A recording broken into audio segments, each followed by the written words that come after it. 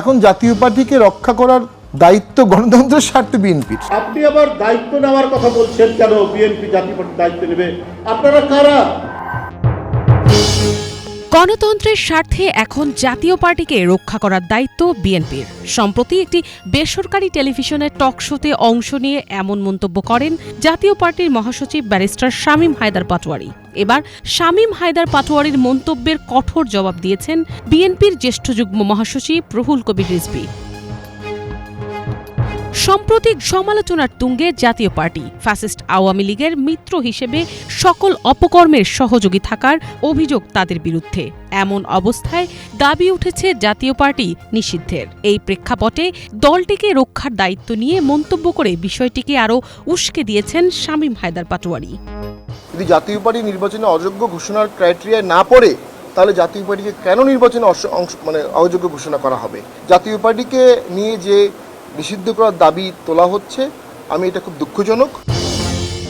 শামীম হায়দার পাটোয়ারীর ওই বক্তব্যের কঠোর সমালোচনা করে বিএনপির জ্যেষ্ঠ যুগ্ম মহাসচিব রুহুল কবির রিজভী বলেছেন, জাতীয় পার্টির মহাসচিব শামীম হায়দার পাটোয়ারী বলেছেন, জাতীয় পার্টির দায় এখন বিএনপিকে নিতে হবে। বিএনপি তো এখন রাষ্ট্র ক্ষমতায় নেই, তাহলে আপনি কিসের দায়ের কথা বলছেন? মঙ্গলবার জাতীয় প্রেস ক্লাবে এক আলোচনা সভায় এমন মন্তব্য করেন তিনি বলেন, বিএনপি জাতীয় পার্টির দায়িত্ব কেন নেবে? আপনারা কারা? জাতীয় পার্টির দায় দিতে হবে বিএনপিকে। ভাই, বিএনপি তো রাষ্ট্র ক্ষমতায় নেই, এখনো তো আবার সুষ্ঠু নির্বাচন হয়নি। আপনি কিসের দায়ের কথা বলছেন? তো আপনি আবার দায়িত্ব নেওয়ার কথা বলছেন কেন? বিএনপি জাতীয় পার্টির দায়িত্ব নেবে? আপনারা কারা? রুহুল কবির রিজভী আরও বলেন, শেখ হাসিনার ফ্যাসিবাদ সহযোগিতায় সাহায্য করেছে জাতীয় পার্টি। যখন ইলিয়াস আলী, চৌধুরী আলম বা সাইফুল ইসলাম হিরু গুম হয়, তখন জাতীয় পার্টি কোথায় ছিল? যখন ইলিয়াস আলী গুম হয় তখন কোথায় ছিলেন? যখন চৌধুরী আলম গুম হয় তখন জাতীয় পার্টি কোথায় ছিল? যখন সাইফুল ইসলাম হিরু গুম হয় তখন জাতীয় পার্টি কোথায় ছিল? জিএম কাদেরের ভারত সফর প্রসঙ্গে রিজভী বলেন, 2024 সালের নির্বাচনের আগে জিএম কাদের ভারতে গেলেন। তখন সাংবাদিকরা তাকে প্রশ্ন করলেন, আপনার সঙ্গে কি কথা হলো? তখন জিএম কাদের বলেছেন, ভারতের পারমিশন ছাড়া কিছু বলতে পারবো না। এই হচ্ছে জাতীয় পার্টি। আপনারা কি ভারতের কোনো রাজনৈতিক দল নাকি বাংলাদেশের রাজনৈতিক দল? এই আপনাদের মেরুদণ্ড? জিএম কাদের সাহেব তিনি ইন্ডিয়া গেলেন, এখানে সাংবাদিকরা প্রশ্ন করলো, আপনাকে কি কথা হলো?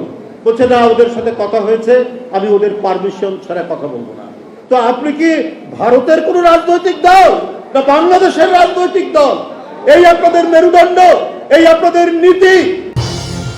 তিনি আরও বলেন, বিএনপি কোনো মব সংস্কৃতিতে বিশ্বাস করে না। কে রাজনীতি করবে কে করবে না সেটা আইনের ব্যাপার। 2014 সালের নির্বাচনে যখন ভোট কেন্দ্রে ভোটার নেই, সেই নির্বাচনে যাব না করতে করতে আপনারা গেলেন। 2018 সালে বিএনপি নির্বাচনে যাওয়ার ঘোষণা দেওয়ার পর প্রায় 45 জন প্রার্থীকে গ্রেফতার করে নিয়ে যাওয়া হলো।